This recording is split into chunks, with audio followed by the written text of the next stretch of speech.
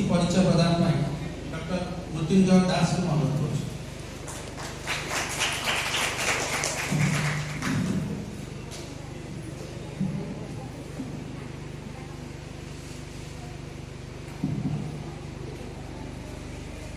ओडिया भाषा साहित्य विभाग एवं आईपीएससी सहभागिता आयोजित यह राज्य स्तरीय पाठचक्र संपादन सभापति तथा आम महाविद्यालय अध्यक्ष श्रीजुक्त प्रभव कुमार साम महोदय आपण समस्ते जानती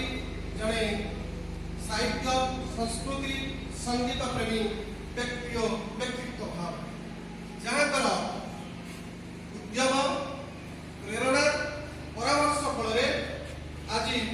एपरी एक राज्य स्तरीय पाठचक्र आयोजन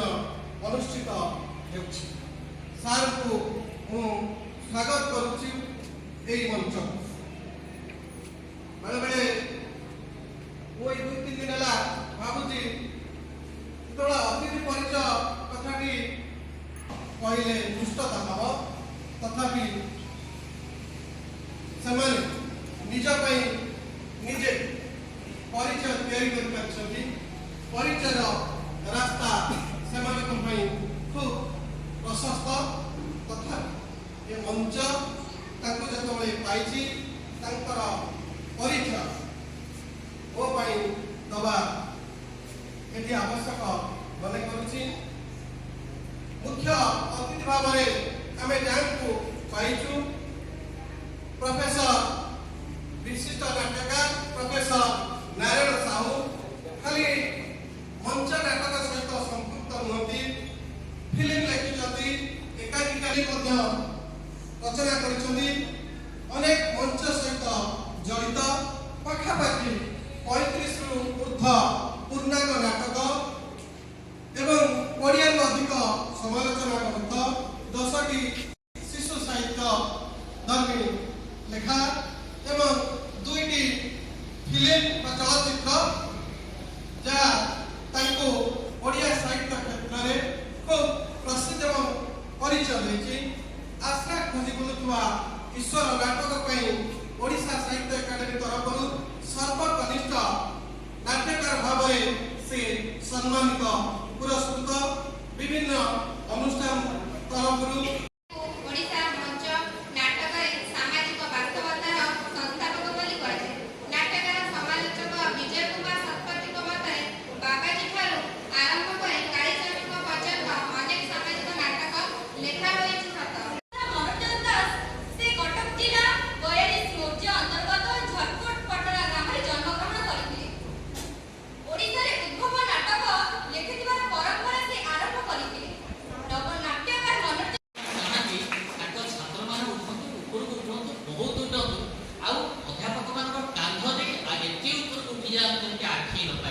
सेटा हम जन अध्यापक आनंद से भाई आम छात्र मैंने गोटे भल लगे कौन अंधारे टेका टेका जो पकड़े से निश्चित गोटे छात्र कि छात्री मुंडे बाजो सेटा हूँ जन शिक्षक जीवन सबुठ बड़ आनंद आठ बढ़िया आनंद नुह जो पिला मैंने 2 जन प्रबंध पढ़े तुमको कहीदे तुम मान बयस है तेणु टी अधिका परिश्रम कर भूल भाल रहीगला मन दुख कर पढ़ देख प्रबंध लिखापी गोटे सूत्र रही सब लिखी